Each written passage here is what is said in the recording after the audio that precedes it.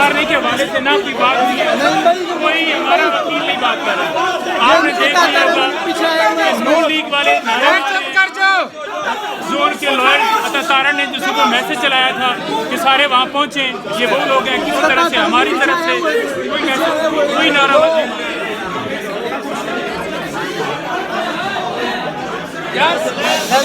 के पीछे गुंडों से जो नारे मतलब आ रही है, आप देख सकते हैं जी।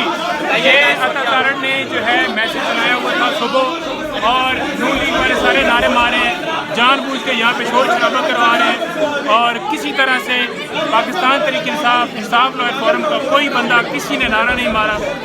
ये सारी जो है ना कोर्ट का डिकोरम कायम रखना चाहते हैं। कोर्ट में पेश हुए हैं, खान साहब पेश हुए हैं, अर्जी लगाना चाह रहे हैं, लेकिन जज साहब इसकी मोहलत नहीं दे रहे हैं।